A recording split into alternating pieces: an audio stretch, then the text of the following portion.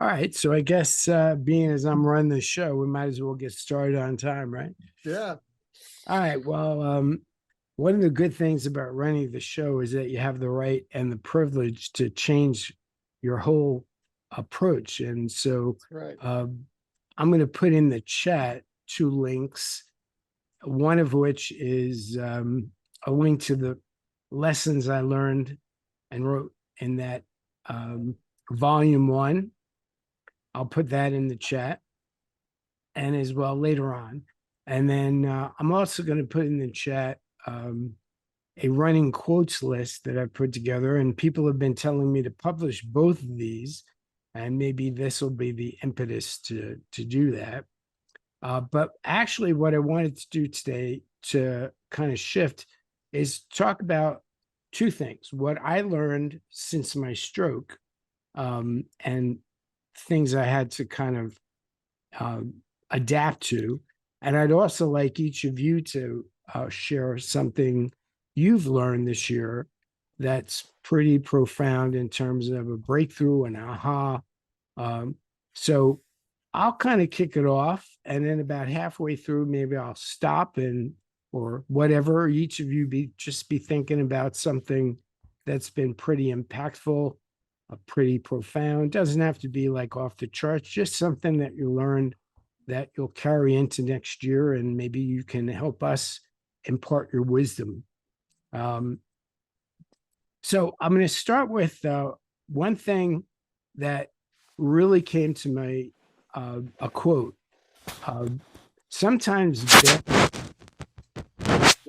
John, is that you? Oh, somebody's scratch. I thought he Yeah, was it's doing a John. rap song John's on scratching an it. album. Yeah. I was ready to start rapping, John. Uh, so it dawned on me after I had my stroke that sometimes bad things happen, so worse things don't happen. And the thing that was bad was a stroke, obviously. But the thing that would have been worse is that I had a brain aneurysm that they would never found if not for the stroke. And so, uh, being the optimist and looking for the silver lining in everything as I do, it dawned on me that yes, bad things can sometimes happen if we call them bad things, but sometimes they happen so that worse things don't happen. And I would have been at risk of dying from a brain aneurysm. And then all you guys would be, what happened to Mitch? He was so healthy. And just like that, boom. Yeah. Um, and so hopefully I'll live a long and happy and prosperous life. So I think all of us know that life can change in a heartbeat. You never know when that heartbeat will cause change. And so here are some things that I learned throughout the process. Uh, you might know of Elizabeth Kubler-Ross. You've heard that name, the 5 stages of grief. Uh, 5 stages of grief are denial. First thing you do is you deny. So when you have a process, something that happens to you, you just know it's not me. It can't be. Then you go into anger, and that's why me. Like, all right, I'm pissed off. This shouldn't happen to me. Things like this don't happen to people like me. And then you go, when you realize the anger isn't going to work, you go into bargaining. And bargaining is if, oh God, just please get me through this and I'll be a good boy. I'll never transgress again. Anything you say, I'll do. And then when that doesn't work, you go into depression. And that's the bottom of the barrel. It's like everything is not, there's nothing I can do. And then you break through at some point to what's known as acceptance. I was very fortunate and very grateful that I did not experience any of the first four. I kind of went right to acceptance. And I think it saved me a tremendous amount of stress and anguish. And so, you could take that to anything in life um, that you're grieving over, whether it's honest grief and that takes its own time to heal, or if it's something that you're experiencing, you say, all right, I want to skip some steps here. I don't need any anger or bargaining or depression to get to acceptance as quickly as you can so that you can start back on the road to recovery. Uh, and that made me realize that another thing was very important was resilience. And I think we've been talking a lot about resilience a roundabout way over the past year or two, because it's one of the most important qualities and characteristics we can have is you don't let life circumstances beat you down. You kind of rebound, and like a tree, you're flexible, you sway. So interestingly enough, I think I mentioned to you that back in the late 90s, I had created a work called Success Abilities, 21 Life Skills for the 21st Century. And I never produced it as a book, and I really wanted to. But interestingly enough, some of those were really important to me in getting to recovery. I'll mention a few of them.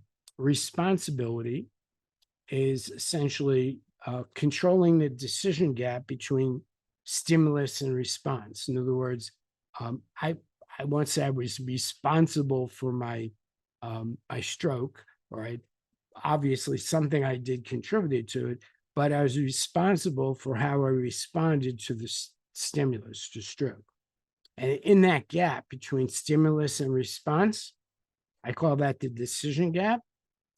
Everything in life is in that gap. And either you respond with whatever you respond, or you go into fight, flight, or freeze. And a lot of times when you're not sure about the future, you go into freeze. So in that gap, that decision gap between stimulus and response, you get to choose how you want to respond. And that was really important for me because I chose not to respond like a victim. I chose to say, okay, this is what it is, and I'm going to respond. And that leads me to the next, adaptability. Like, there's no correlation that anyone has found between living to 100 and any other factor. But one of the things they talk about, I've read a lot about, is adaptability, like adapting to the world around you rather than, resisting and saying the world should adjust to the way I think it should be. So adaptability is critical, and obviously it's important in any part of life. Desirability, the willingness to want to get better, the willingness to put in the work, the desire to get back to as normal as I could. For me, it was also supportability. Probably the first time in my life where I was completely dependent upon other people and being an independent kind of person and being usually a person who's supportive rather than supportable. It was a big learning for me to how to, rely on my therapists and my doctors and my nurses and all the people. And so that was helpful, that I also had coachability. We're in a business where you want to be the coach, but you have to be coachable. We want to be learning all the time. And so I come from being an athlete, and to be an athlete, you have to be coachable. You have to be willing to listen to what other people tell you to do. And so I had to rely on their therapies, their guidance, and I was really dependent on them. And then the last success ability I'll refer to is bounce back ability. The ability to bounce back from whatever, setback or heartbreak or whatever it is that life throws at you. You just bounce back. I don't know, maybe it was Zig or somebody said, it's not how far you fall that counts, it's how high you bounce. So, when you think in terms of how far you've fallen, you take in your bounce and how high can I bounce from the fall. And that leads me to the next thing that I learned, which was courage. I never thought of myself much as a courageous person. Like I don't do skydiving and crazy things like that. Um, but I think it really brought out a lot of internal strength that I didn't know I had, and the courage to face whatever it is that you've got and just move on. And that leads to the next thing is my thinking. And um, I would say that this was as much a mental uh, challenge as it was physical. That to not lose my sense of self, to not think that I was going to be paralyzed for the rest of my life, crippled in a wheelchair. Um, I'm not a Pollyannish guy. You know, I don't walk around throwing flowers at people, but I have a very positive attitude that things are going to kind of work out. And so the no pity, no stress, no suffering. Like I didn't feel sorry for myself because in the nursing home, I got in the nursing home um, April 5th, 2020. We had just gone into lockdown. No visitors, no guests, nobody to hold your hand, nobody comes to sit with you. And after 4 weeks, I was up out of the wheelchair and I was walking. And there were only two people aside from me who were up out of their wheelchair out of about 70 people.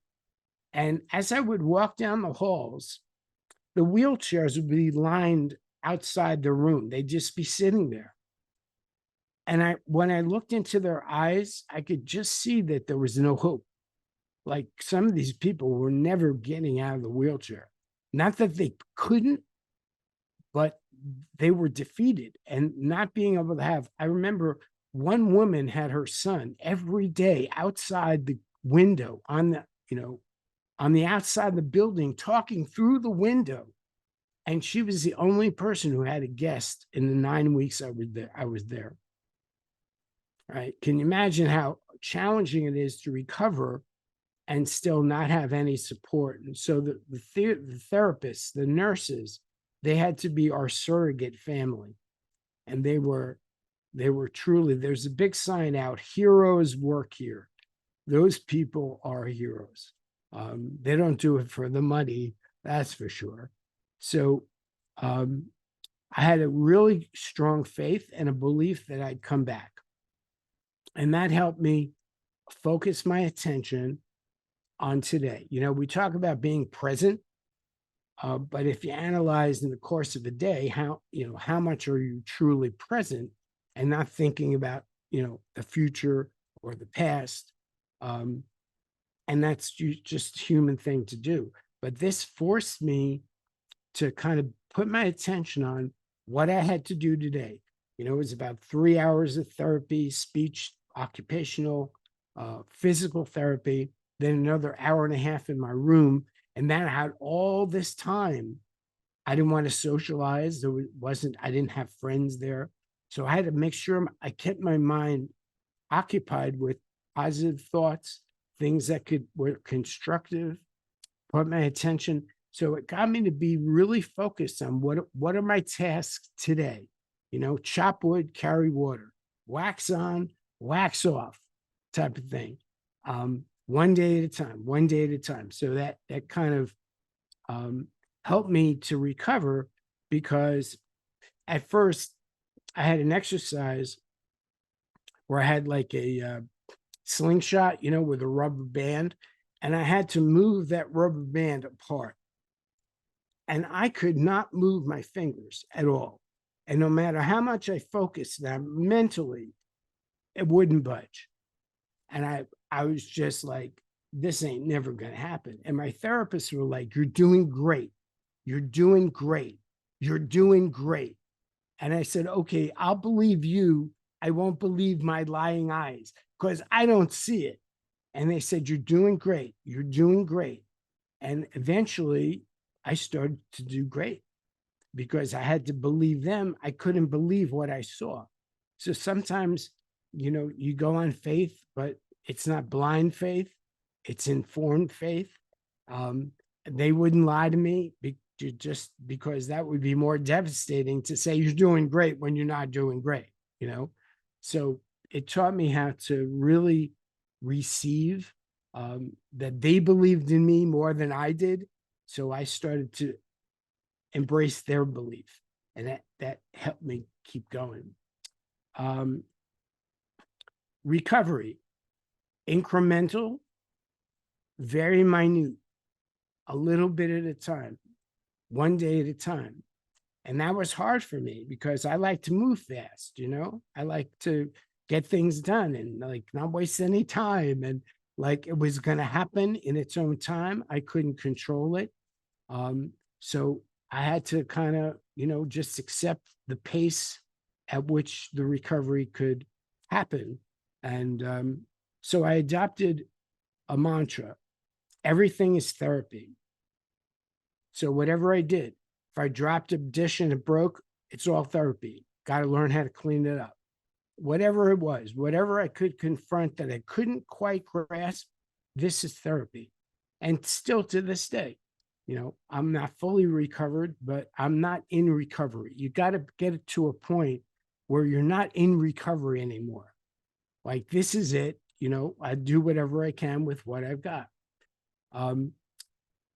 A lot of self-reflection in terms of, what I valued, what was important to me, how I looked at myself, how I had, self-esteem.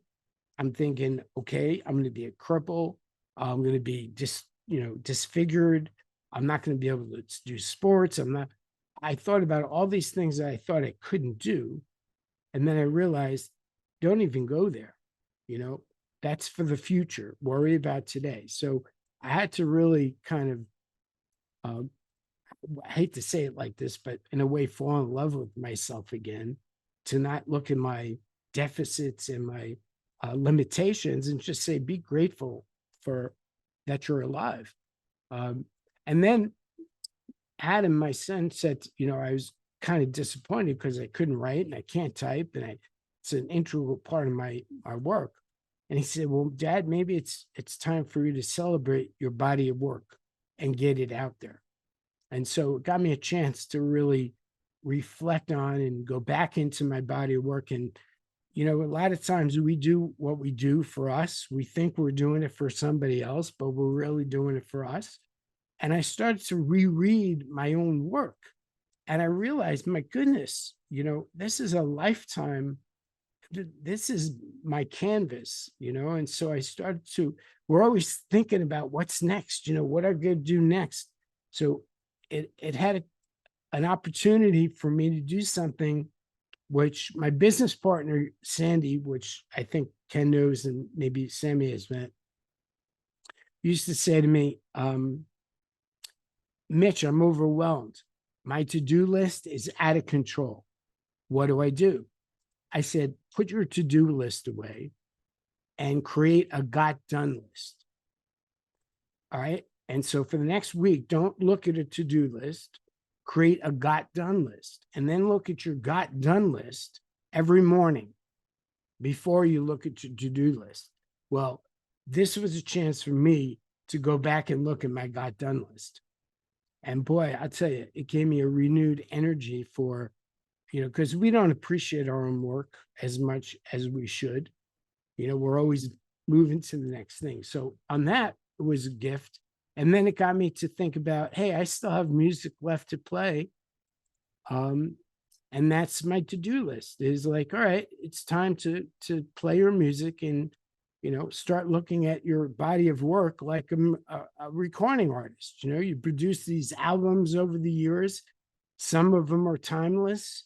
Some of them are already aged out, and you just go with what you've got. So the last two things I'll touch on: gratitude. We talk about gratitude a lot, and whatever gratitude, however you express it to yourself and your loved ones and all that. But it really gave me a different perspective on gratitude. Like, what is gratitude?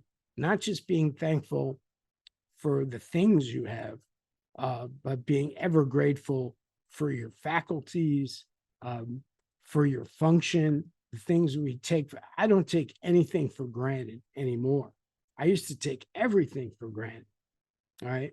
And now I don't take anything for granted. And that's a good place to be, because it makes you appreciate and really be thankful for little things like, being able to pick up something or whatever.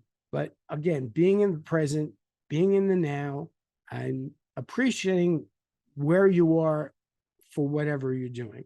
And so I appreciate everything. I appreciate everyone. Um, I'm less judgmental than I used to be. I know everybody is carrying a load, and I have no idea what kind of load everybody's carrying. So who am I to judge and hold a grudge against anybody? So a lot of things that were mental obstacles for me, I just kind of let go. And I'll tell you, it's been an incredible gift. Um, and the last thing I'll say is, I think, I don't think, I observe we are in the age of wisdom. And I think that what's going to happen in the next 5 or 10 years is us 60 somethings and 70 somethings and maybe 80 somethings are going to have a revival. When Ken McArthur produces his first real movie in he was 70, right? 70 when it came out. And when you think about those of us who are in our 60s, John and me, what we're doing, and Sammy, I think you're in your 50s, if I'm not mistaken. How old are you? All right, you don't have to tell us. 62. God bless you. You look like a kid. Thank you. Really, I get young genes from my mother. you will have great genes. So I really, with all, it's funny that listening to Timothy last week, all I could think of is, man, how I would love to get in front of youth, whatever youth, 20s, 30s, 40s, whatever, that would appreciate hearing from an old fart. So I think the future is that us graybeards are going to start to teach the young dogs old tricks, because we have a lot of stuff that we can share that may seem to have kind of run its course, but everything old is new again. And I think there was a song about that somewhere, huh, John? Uh, and so I really do, I'm optimistic that we're not going to be phased out. And just the opposite. I think that more and more, especially with people like Timothy, who could be a bridge that could get us over the hump of how do we communicate with them, not necessarily in their language, but how do we open up the younger people to not kind of look at us as boomers, doomers and gloomers, and actually want wisdom, in tribes and all kinds of cultures. The elders are respected and they're held in high esteem. And as an elder now, what I observe is that our culture is looking to put us out to pasture. And that would be an awful shame, because the accumulated wisdom, experience, knowledge that we have to pass on is invaluable. And because we live through times that we'll never see again, I think, this comes back to values and what's important. And so I feel like, us old guys have a lot to offer. And if somebody like Timothy can help us get across the bridge to reach the younger people, I can really see a revival in in us graybeards doing some good stuff. So anyway, I just wanted to share some of those lessons that I kind of gleaned from the last couple of years, and then open it up to you guys for you to share what you've learned as well. So I could go on for hours, but I won't. So how did I do? 20 minutes? That's not bad. You did great, Mitch. I think that's the Fantastic. shortest presentation I've ever given. Fantastic. Great insights. I really loved a lot of that. And it certainly rang resonant with me. So Same here. So why don't you guys kind of come out and share something that you learned this year or whatever you want to share. Give us a lesson or two. All right. Not seeing anybody jump out. I'll jump out first. Come on, there you go. Go ahead, Timothy. All right. So not just this year, but the past couple of years have been extremely challenging. When you've had a level of success and lose it, it gives you a different perspective on what success really means. And this year, I think the thing that I learned kind of piggybacks off of what I talked about last week and what Mitch has kind of echoed. And that's shared knowledge. My wife was kind enough to take me out to dinner for my birthday a couple of nights ago. Actually, no, it was last night. Wow, I'm so tired. It was last night. And it just so happens that at the hibachi table, a young man, probably in his early 20s, maybe, is sitting beside me with his significant other. And the waitress asks, what are you here for this evening? And his significant other said, it's his birthday. So we're all celebrating, hey, congratulations, happy birthday. And then my wife says, it's his birthday too. So they, congratulate me. In that, the young man asked me, so what are you doing this weekend to celebrate your birthday?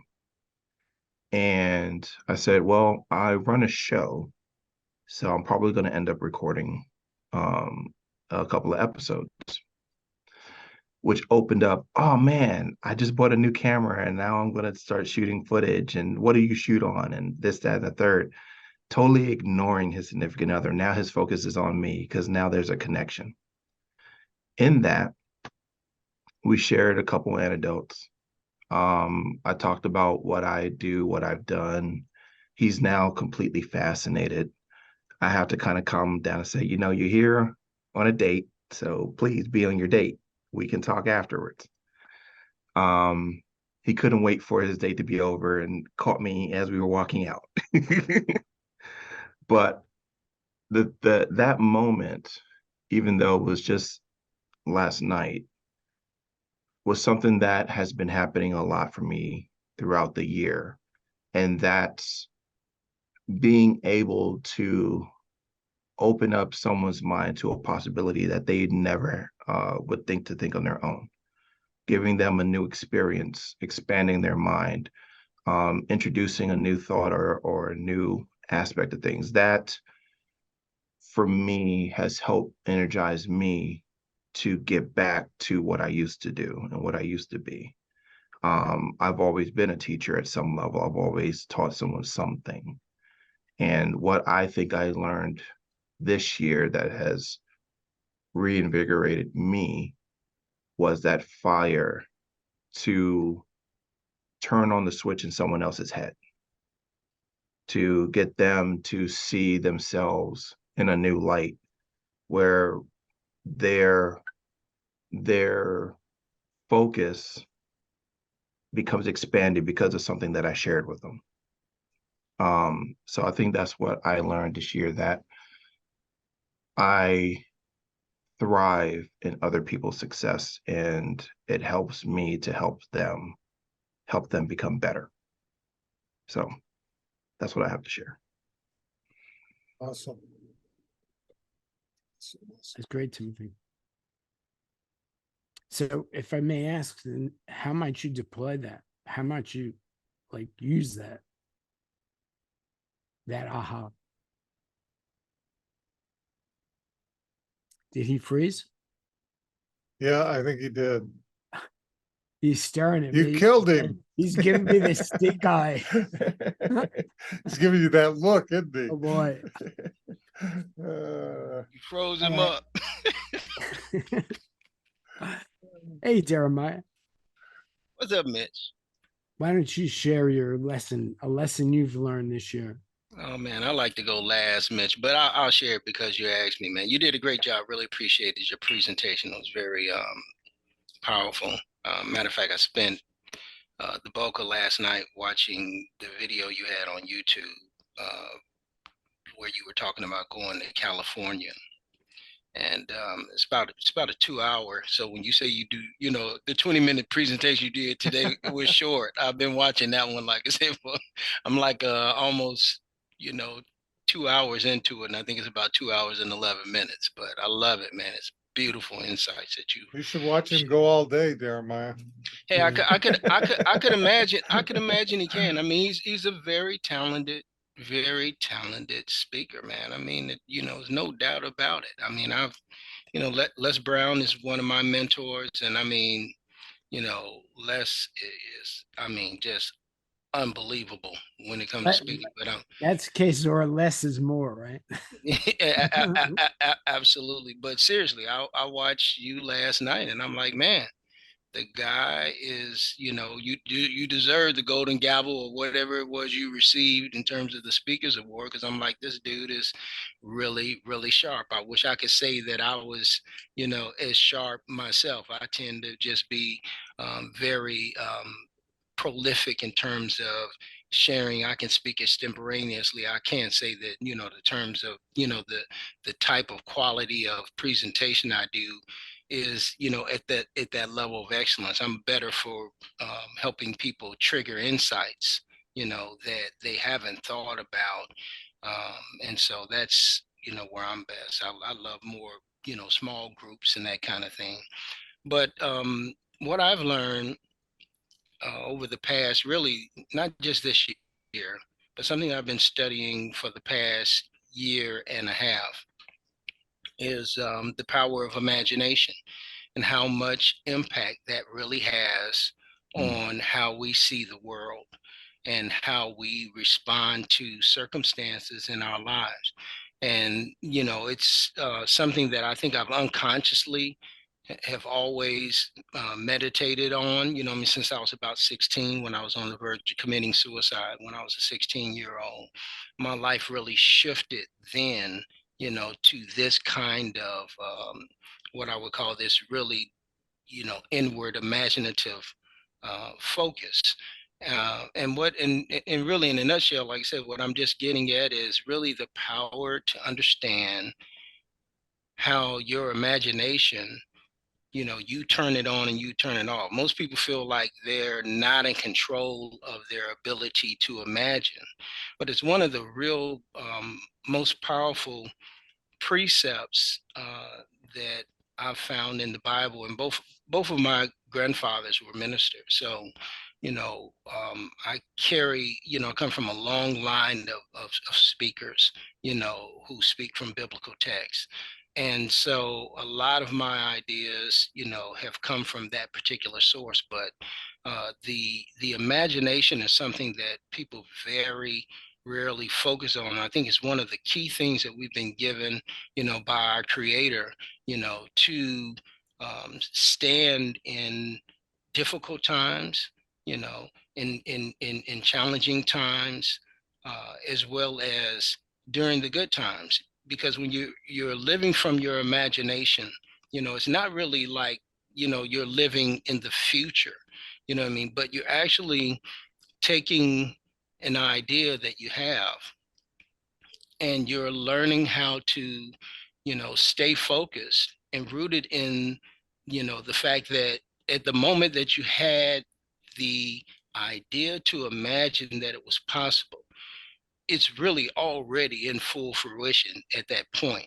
It's not just a seed. The whole idea itself is there. You know what I mean? Just as, you know, at that moment where you believe, you know what I mean? And belief, of course, is a very powerful piece of the puzzle for leveraging your imagination in a very powerful way, very dynamic way. But most people have trouble, you know what I mean, in this world, because we've been so indoctrinated, you know what I mean, right out of, you know, right out of the womb, you know, the ideas that we've received from our parents, the ideas that we've received through the educational system, you know, and all the other ideas, you know, whether we went to college, you know, all of that to me, you know, is education, but it's, you know, a great deal of it is just indoctrinating us to learn to be distracted, you know what I mean, to learn to not understand that there is a power within us, that if we, you know, put, you know, silence the outer world and get quiet within ourselves, that we can actually materialize and manifest those things that we, you know, have in our heart. But, you know, it does require, like I said, first of all, having an imagination. And I've heard this over and over again because I've been an artist all my life. Most people say, well, I'm not creative, you know, I can't draw a stick figure, you know, all of the excuses that we make. But we're born, we're creative beings. We're born, you know what I mean, into this creation. You know, the body itself is, you know, at the time of, you know, birth is, you know, dividing, multiplying all at the same time, cells, you know, to develop you into who you are. So when I've thought about that at a, you know, at a very deep level, I'm like, you know, this body that I have, I was a part of the manifestation for that. You know what I mean? I'm not saying that I was the impetus. I'm just saying that I was part of that creation process. No different than when you talk to someone and you help them to understand that, you know, the way they perceive things are the way that they have chosen to see life since they were a little kid. You know what I mean? Because as a little kid, you know, you don't have anybody there with, you know, a pad and a paper teaching you about how to do this or do that.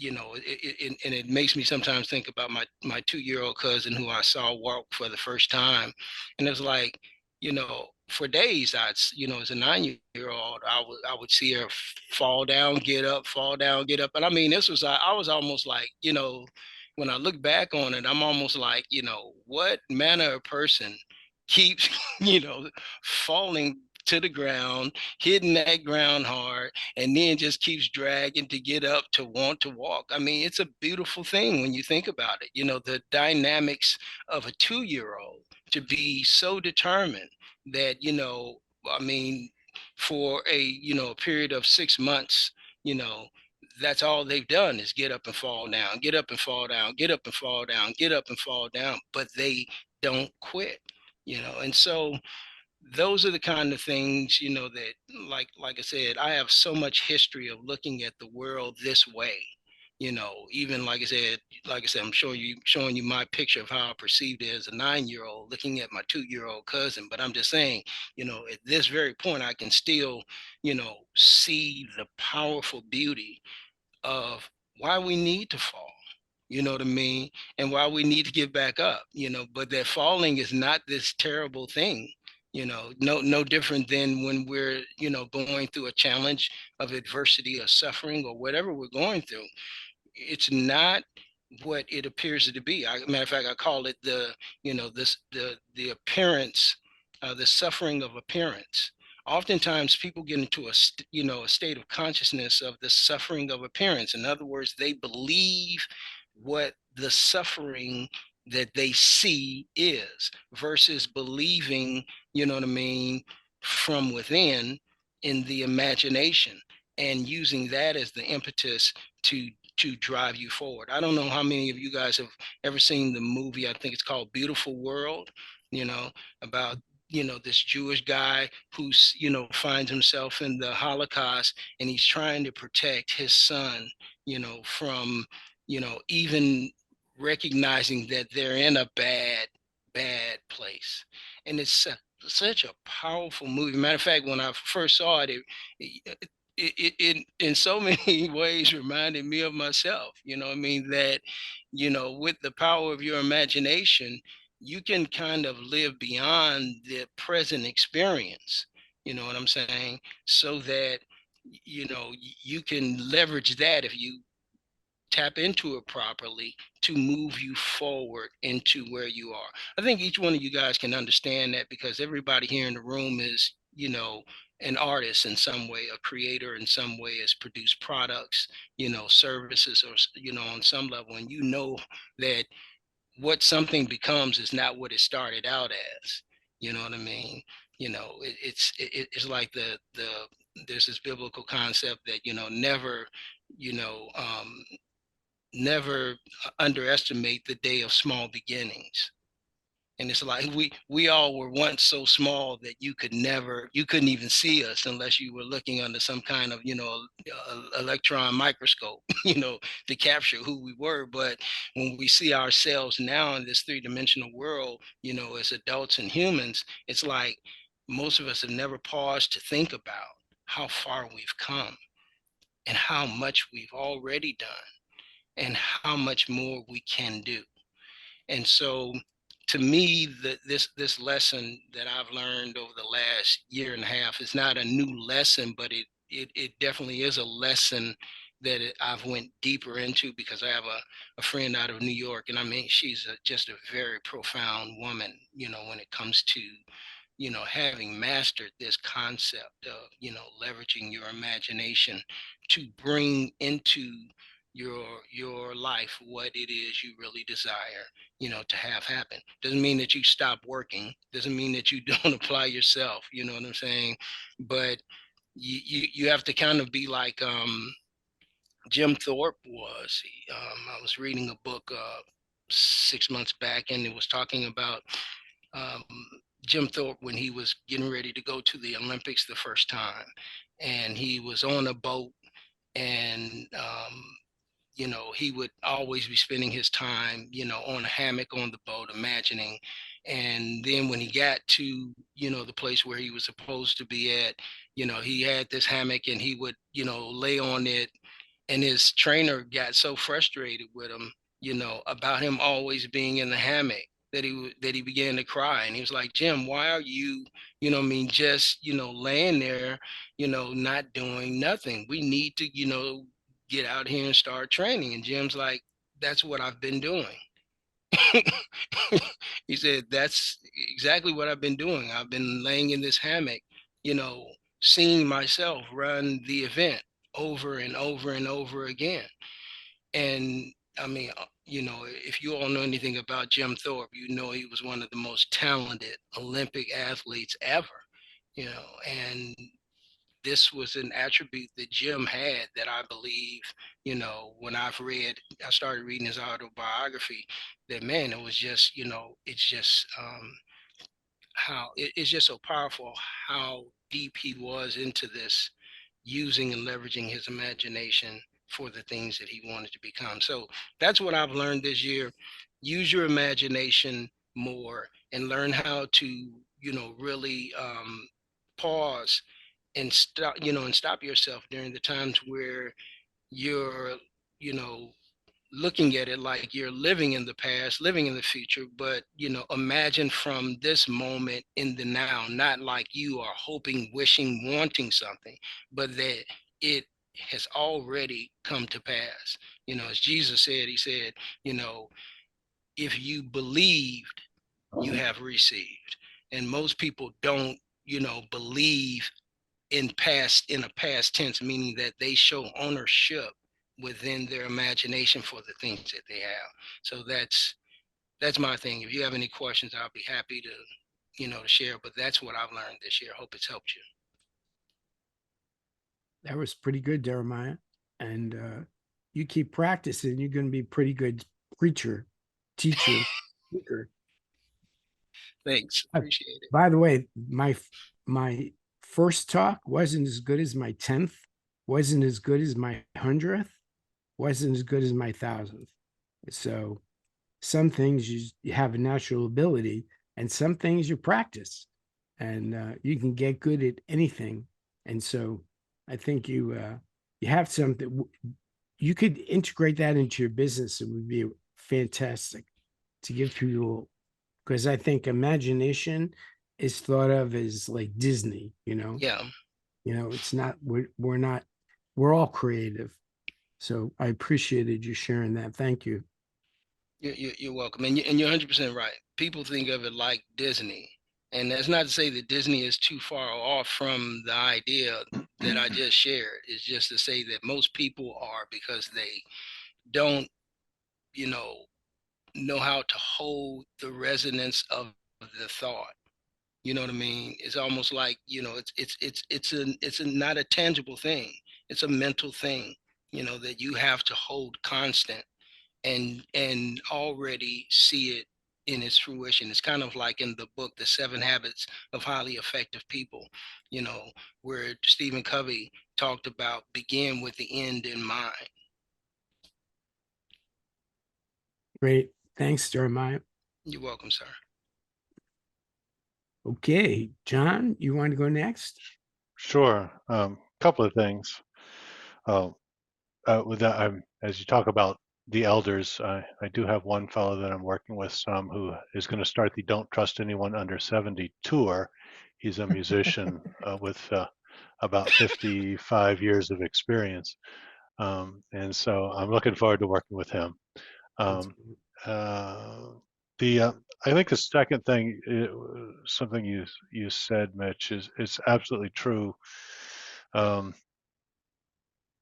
I've done a lot of coaching this year, and like Timothy, I think, said, it gives me great pleasure to see someone succeed when I'm providing some coaching for them, and sometimes it's things that seem like they're very simple to me, and it's obvious, and yet it's profound for them. So something that I could easily be written in the so-called book of duh, that ends up being profound for them and may help them advance. I think the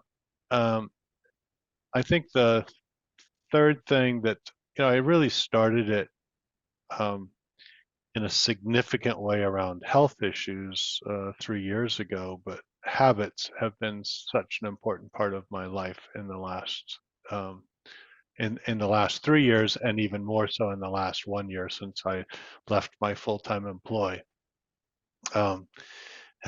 Creating strong positive habits that begin at the first thing in the day, and then chaining those habits into the habit that's supposed to follow that, has helped me make really good choices in terms of both how I spend my time and how I take care of myself.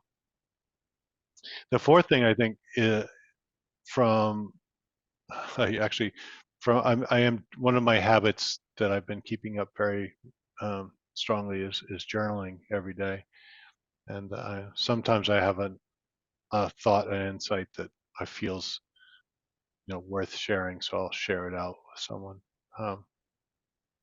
But there was a young fellow, about 29 years old, reminded me a little bit of myself from some years ago. And he was in a local singer-songwriter contest. And I captured a photo of him on the first night that he competed in that singer-songwriter contest. It was an 8-week contest. And it's him sitting at the bar with his head in his hands, and he's the most dejected guy you could imagine, that he didn't win. He was hopeful that he would win. Well, for 6 weeks in a row, he came back and he competed again. And every time until the last time, he came in second or worse.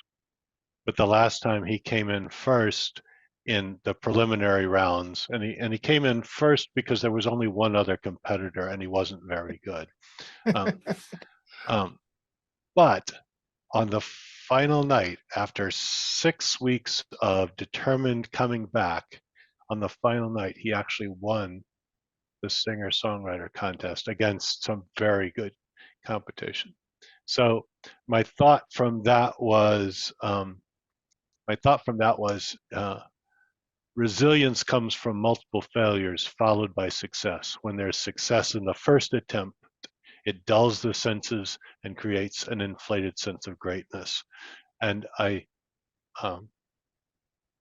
is the struggle that makes you resilient. It's not the success that makes you resilient.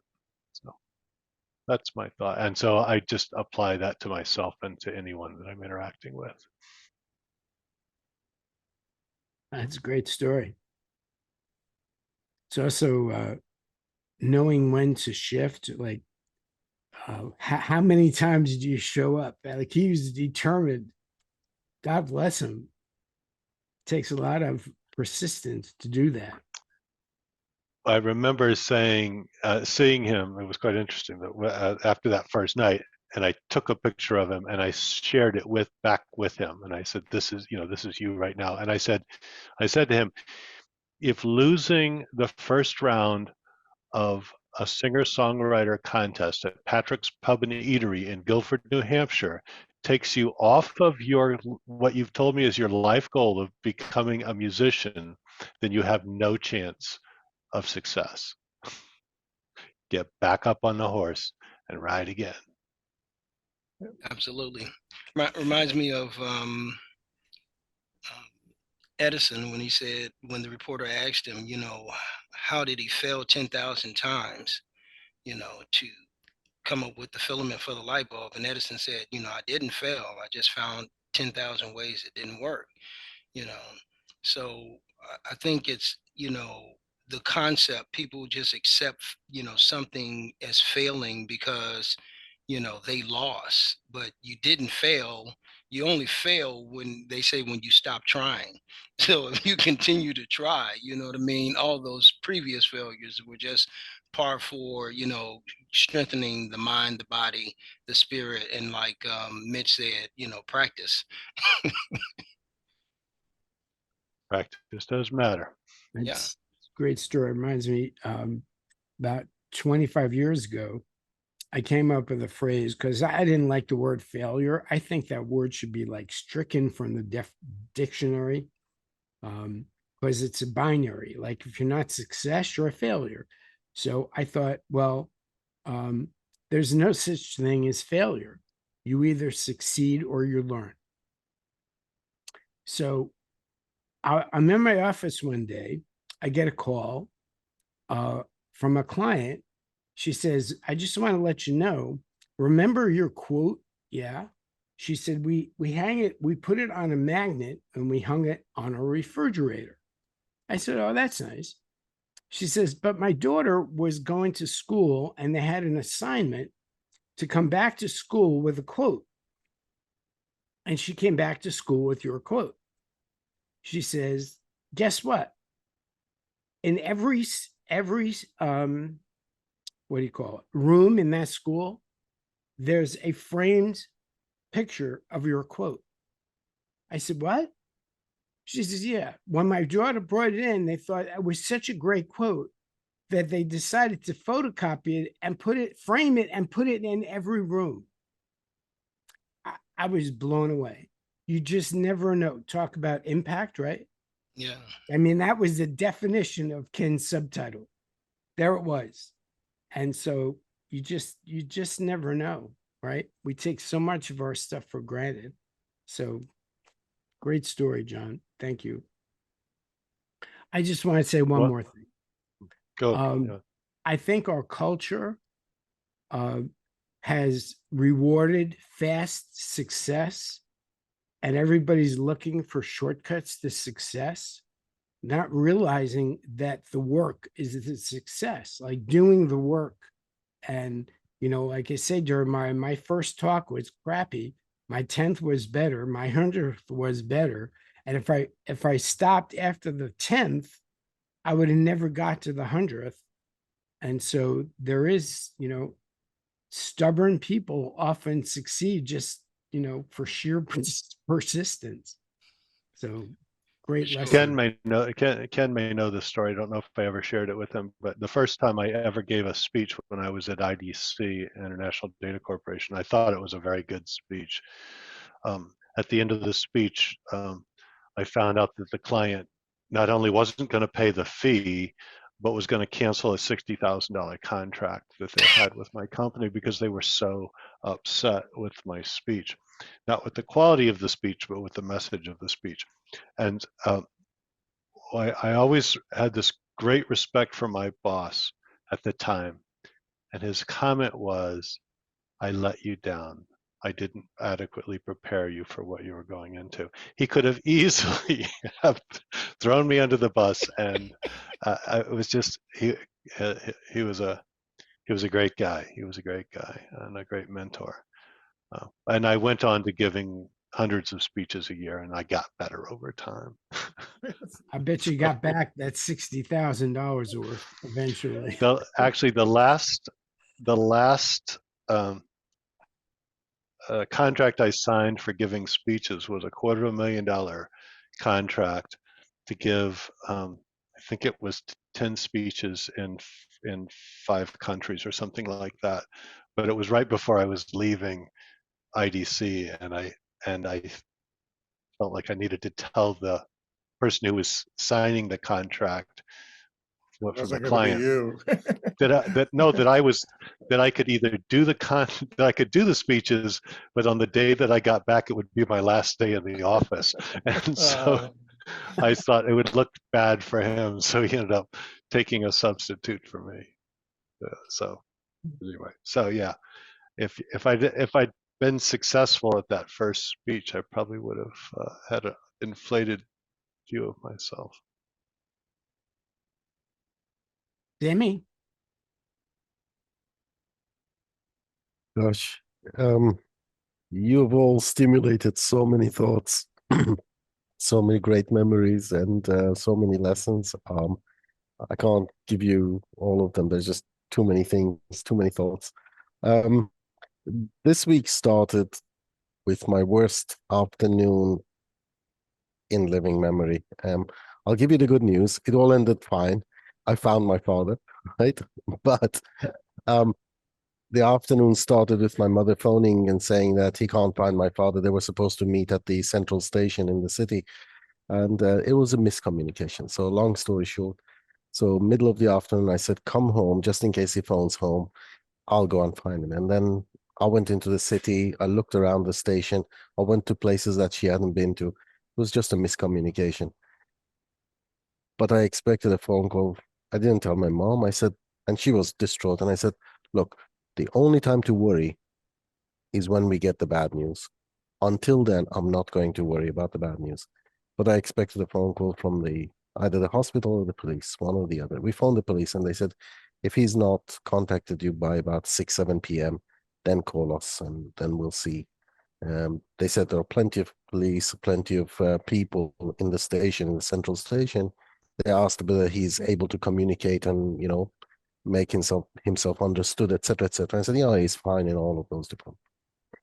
He'd been in a place that he didn't want to leave just in case mom comes and doesn't find him there, and then she starts worrying. So he just sat there waiting, and there was no signal on his phone. So when I found him, it was all fine, and yeah. But it was my worst afternoon in living memory. So it kind of brings a lot of thoughts home, and how precious time is and how precious your time is with people that you care about. So many things you've kind of prompted me. Mitch, you mentioned about the people who were in those wheelchairs, and I remembered reading a book called Don't Tie Yourself Up in Knots, N-O-T-S, not K-N-O-T-S. And it's out of print, and some years ago, somebody gave me a copy.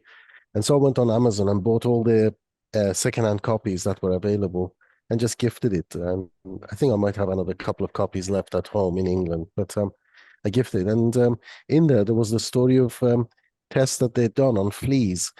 If you put fleas in a jar, and fleas typically jump about 180 times their own height, right? And so if you put them in a jar and put the lid on it, and they bump against it for a few minutes or 3 hours, whatever, when you take the lid off the jar, they no longer jump that high. They only jump as high as the height of the jar. They get conditioned to accepting where they are at. And And so the people who were not trying to get out of those wheelchairs, you mentioned that story, it reminded me of that scenario, that people get conditioned. Jeremiah mentioned that. And so yeah, people get conditioned to that. He also mentioned age, and John mentioned never trust somebody under the age of 70. So it reminded me of Clint Eastwood. This is he's 92 now. I just checked actually. But about 15 years ago, he was in his 70s, and he did a presentation for the Oscars. He was introducing somebody, and he said that he thought that he was coming to the end of his career until in the corridor outside he bumped into Sidney Lumet, a French director who was in his 80s. He was like 86 at the time. He's passed away now, but he says, I bumped into Sidney Lumet and say, hey, we haven't seen each other for such a long time. Are you still making movies? He says, yeah, why not? And he says, Clint Eastwood says, I thought, hey, I'm just a kid. Why wouldn't I go on making movies? And he was already in his 70s. So that was a wonderful story. What have I learned this year? I want to tell you just one thing that I've learned, which you all know, but this is something that I've been reminded of this year. And then I want to tell you a couple of stories and bring it back to Mitch. And this year, I've been kind of learning more and more about blockchain and crypto and everything else. And I've been learning this or getting this lesson repeated throughout the years. People always talk about if they were at the right place at the right time. Oh, it's okay for such and such a person. They got this opportunity. If only I could do this. All throughout my career, I've heard about people saying, if I could just have that great idea for this website, eBay was a fantastic idea. This was a fantastic idea. Amazon, Google, whatever, if I could only. And I always say, no, it's the execution. It's the execution. You could literally get a lump of dough this big, roll it out, put a bit of tomato paste, throw a few veggies on it. If you can do that well in the right location, you'll make a fortune. You'll have a successful business.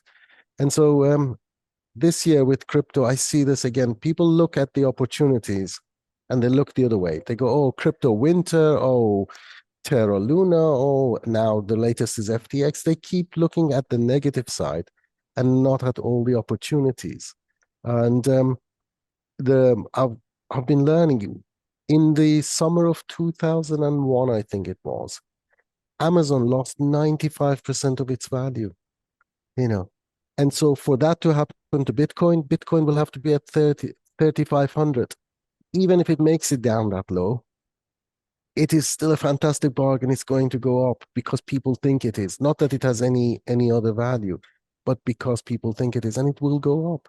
And so this doom and gloom and, oh, if I could find opportunities.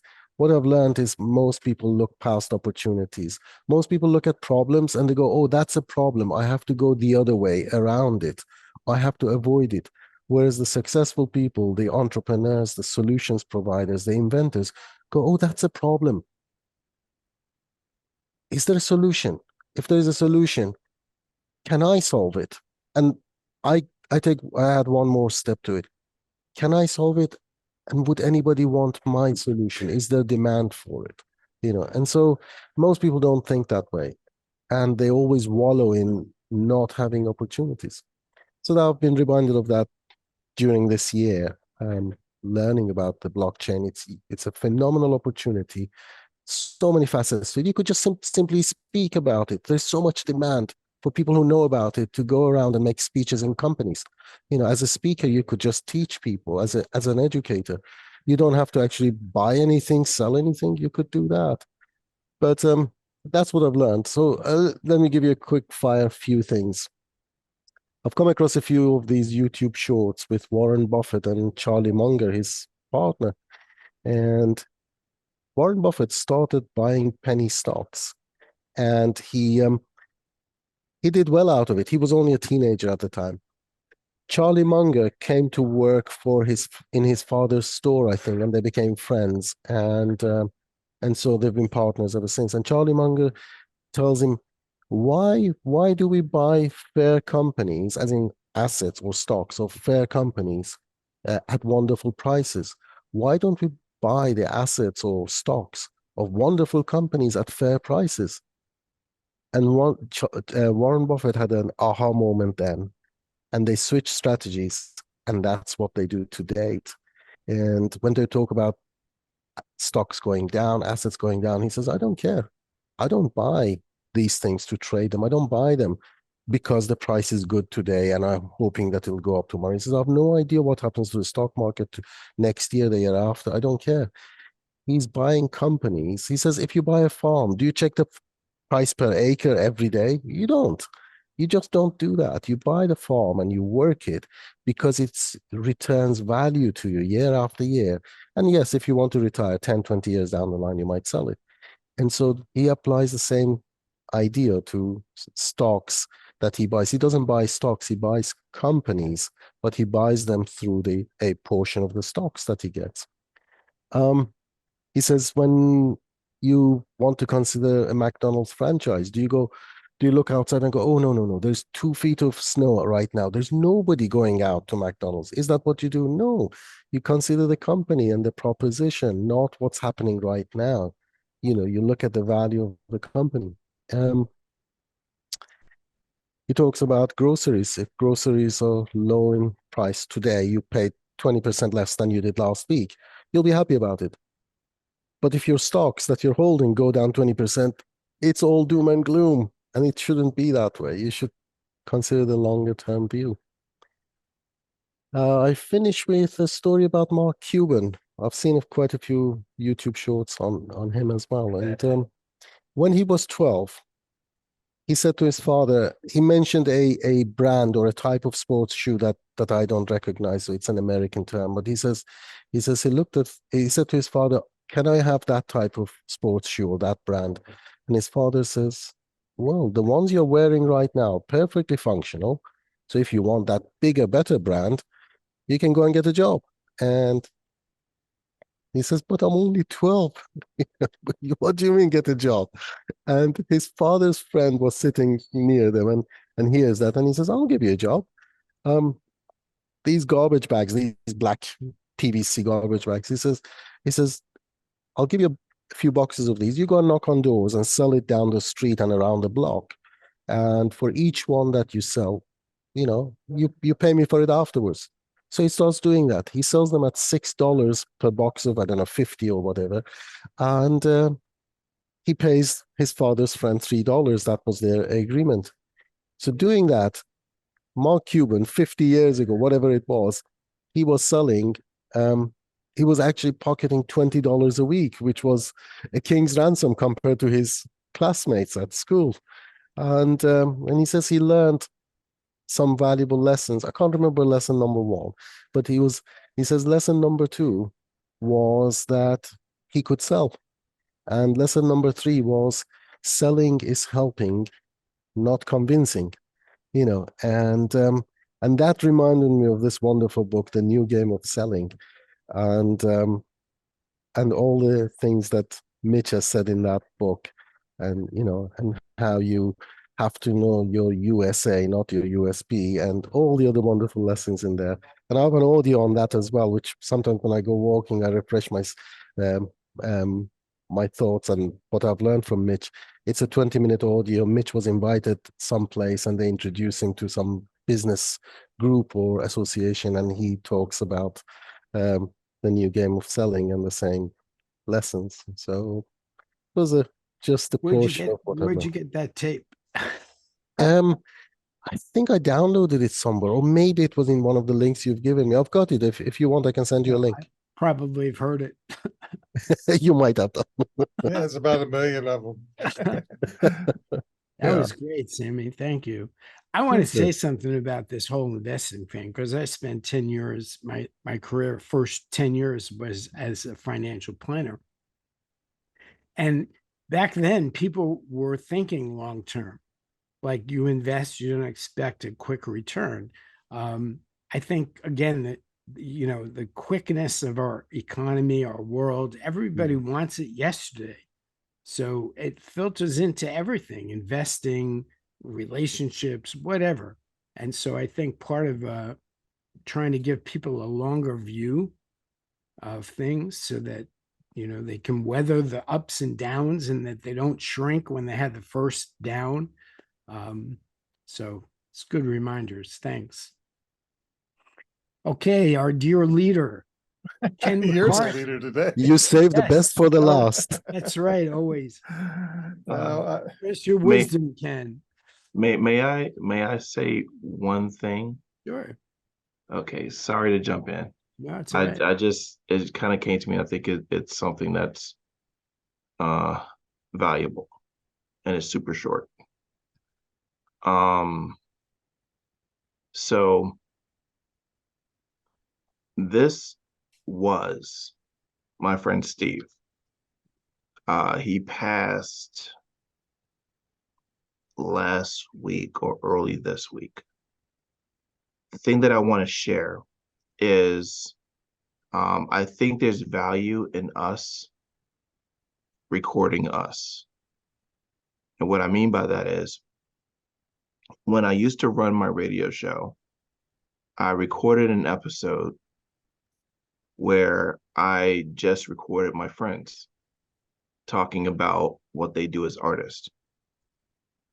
There's never any intent in anything that I do or record where I'm saving it for when someone passes. But this has been the third time in my lifetime thus far where, because I took the time to record my friends and save something of them, I've been able to share it to people. And the lesson there to kind of share with everyone is we all have these nuggets of wisdom. And if we can take a little bit of time to just save it for whomever in the future, you never know when that little story about some little drawing you did ends up becoming the defining piece of content that people get to then hear or see or re-experience and laugh and just enjoy the person that's no longer there. So I just wanted to put that in there real quick. That was it. All right. You did interview me, so hold it ready. You never know. I have 3 interviews with you. You better quit it, Ken. I got news for you. You're gonna outlive all of us. You asked me about this, and there's so many thoughts that came up with your presentation. You hit so many excellent points, and there's so many things that come down over the years that I've kind of accumulated, and I always think that that eventually all the advanced stuff that we learn over the course of time comes down to simple principles and simple things. Yesterday I was over at Investor Schooling, and there's a young lady that's part of the team there who has she's doing technical writing stuff, and she's just landed a couple of $1 million projects, and she's I don't know, leading a multi-million-dollar project. She's leading a team of 19 people, I think she has now on her staff, and she's also wanting to build a business with doing note investing, and she wants to be well known for that. She has a mentor teacher that's helping her in that arena, and she wants to be just as known and respected and stuff as that person. So that's a real passion of hers. She's got to be at that level, and she's got to do this and that. The other thing, she's got a doctorate in learning or technical writing and stuff like that. And she's struggling with all of these opportunities that she has coming her way. She has a chance they're setting standards for pharmaceutical companies on some of their education parameters, and she has an opportunity to speak around the country on all these guidelines. And so she's going through all these questions, and we just sit down and have a conversation. Our conversation came down to the simple question I often ask people is, what do you like to do when you get up in the morning? We talked about those aspects of, do you want to be managing people and these projects, or would you like to be, doing analysis on these notes, or would you like to be, how do you want to spend your day? And I just had a simple conversation around those, what are your priorities? And it brings me back to, we're all up to choices, right?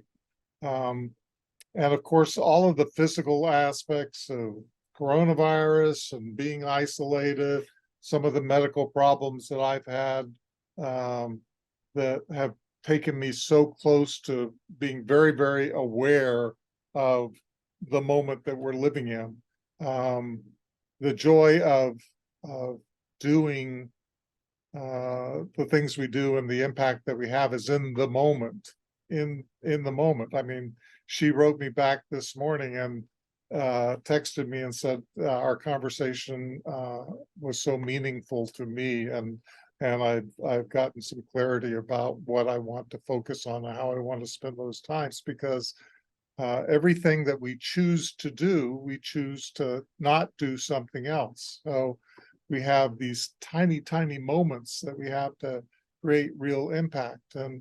And I talked a little bit to her about the aspect of when somebody earns an Oscar and they've been striving for this Oscar their whole life, and it's a very chancy thing. I mean, there's hundreds of people that are actors that get up to that level and perform that well, and it's just not the right year. They didn't get nominated. It wasn't the right themes.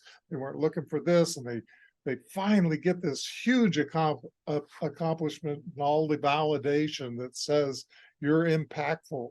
And then you wake up the next day, and sure, that has an impact on you. You'll always have that Academy Award winning, but what are you doing today? It's like, what are you going to do today in that moment?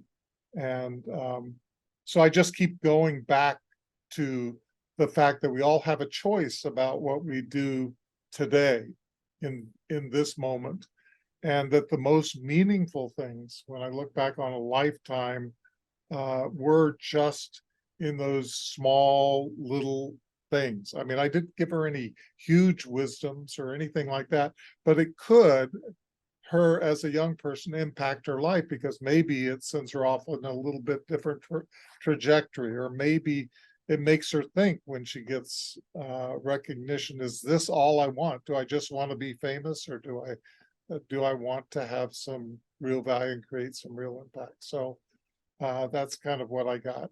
And the other thing that I don't know is an insight, or I don't know how to leverage this insight, is the last few years have really brought to me the degree to which our minds and our existence are tied to our physical bodies. So we think about our emotions, and we know that things can be completely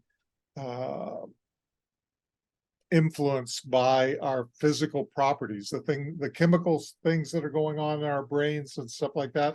I was lucky as a young man. I didn't want to lose control of my mind, because I could have gone down a road of addiction. I'm certainly obsessed with different things, or have been addicted to food. I could have been addicted to drugs, but the clarity of our mind is not a given thing, and it's tied to our physicality, our physical conditions, and the choices that we make about our physical conditions. So something to be aware of, and to always realize that we can't take those things for granted either. I mean, everybody here is brilliant in one way or another. Every single person, I always said I had a brain fetish. Well, you guys are the brain. So I love brilliant people, but we can't think that we're always going to be able to count on our brain or our body or whatever. And Mitch, when you were talking about resilience and being in that moment and acceptance of what we are in this moment. What can we do right in this moment to have an impact? And I remember back to my dad towards the end of his life. And I thought of him as when he was encouraging the nurses and the nurses' aides, when he was sitting in a wheelchair at the end, I still felt that he was every day making an impact on those people because they were blessed to be with him and share his open and loving nature. And I think that enabled them to do their jobs in lots of ways. So there you go. It was great. I don't know. Sorry, Mitch. I don't know who said it, but somebody said in life, it's not what happens to you that matters, but it's how you respond to what happens to you that matters.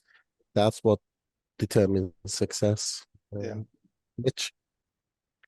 I was going to say that in the lessons volume 1, number 40, everyone is addicted to something. Yeah. Worry, guilt, fear. Wait a second, lost it. Where'd it go? Okay. Doubt, blame, power or powerlessness, control, dependence, success, security, certainty, anger, pain.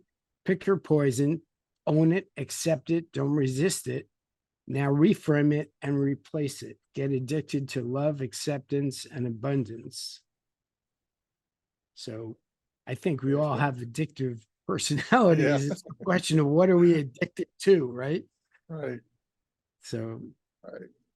well, this was a wonderful conversation. I really appreciate you all sharing your lessons. Any other final comments anybody wants to make?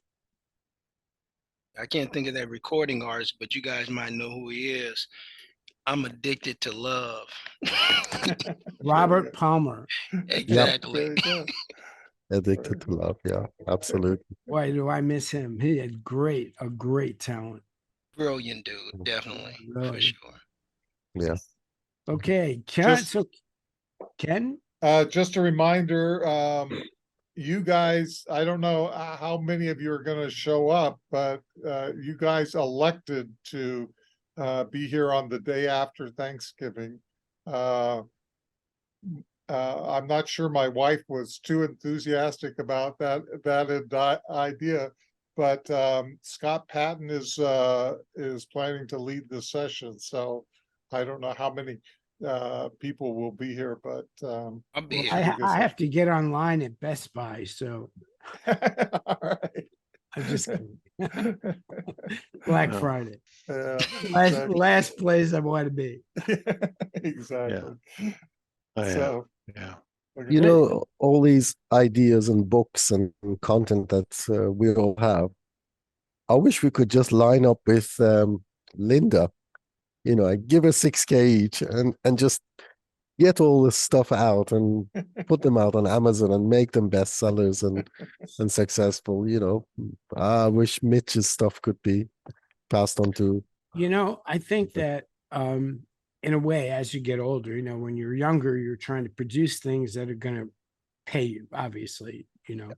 But as you get older, you realize you have a body of work. And a lot of that work is not being monetized, probably won't be monetized or capitalized. Not that it couldn't be, because you have limited time. So I wonder, like, all of us could set up a site to give away something of our work and just Right. to give it away to get more people. Hey, there's the good looking one. And super smart. Well, So- Mitch, you already did. You appear on every college wall, I think, according to you. No, just that one grammar school. That was it. But Oh, grammar school, but Yeah, I was- same thing though. Same that's thing. that's good enough for me, you know. But Yeah. like Ken says, you don't know. So there's a portion of your work that probably, you know, if you put it up just somewhere and said, hey, you know, go get it. Because you never know when that switch goes off. That last grain of sand is going to drop somewhere. Hopefully not for a long time for all of us. So even just putting it in a place where somebody could take it and then, deploy it whenever that point in time is that we're not here anymore. I think that's something that we all should think about. So Great. in any case, I'll give you the password to my Google Drive, Mitch. thanks. I can't I'll- remember I'll- my own passwords. So you can go to Facebook. It's all there. You're Yeah, my friend on Facebook. Except you don't own the real estate. And Right. I don't know if there's a way to get all your content off Facebook. Sure, you can. I'd love to know that because I have a lot there that doesn't appear anywhere else. And if by Yeah. some chance it goes down or something, you lose it. So Yeah, I'm you just can saying, download it. I would like to know how to do that. Yeah, I'll send it to you. I think we should all have our own real estate, and put our stuff up, and the stuff that we're not going to monetize, just give it away, Amen. So As I get closer to the end, I mean, I've come to realize how if you do not distribute your intellectual property, you will not be able to maintain it. In other words, just to keep the impact factor movie up as an intellectual property after I'm gone costs money every month in one fashion or another, unless I upload it to some platform that will exist longer than I will. And the same thing is true of, all of the stuff. I mean, my websites will go away. My wife is encouraging me every day to get rid of more and more of them. so that leads me to like my final point here is I think we all should think about ourselves as mentors, and we should all look for, I wouldn't call them fans. I wouldn't, but disciple, the original definition of disciple is student, really. So we all have students, and I would imagine that and I'm talking me right now, if you went into your students, the amount of people that you affected and impacted, said, hey, I'm looking for somebody to help me make sure my legacy continues, who wants to volunteer to kind of, I think people would step forward. all right, all you youngsters, let's do that. With you, Ken, there's no doubt about it. I mean, you have a lot of people. So, well, thanks, Ken, for giving me the opportunity to host. And thank you so much for doing this, Mitch. You were great. And thanks to everybody. I hope you have a wonderful Thanksgiving holiday. It's one of my favorite holidays. As gratitude was brought up earlier, go forth and be grateful for everything that's in your life. I'm grateful for you to the ends of the earth. So there you go. And Thank you thank so you, much. Ken, Happy for Thanksgiving, everyone. Take Yeah. care. Bye. Happy Bye-bye. Thanksgiving to you.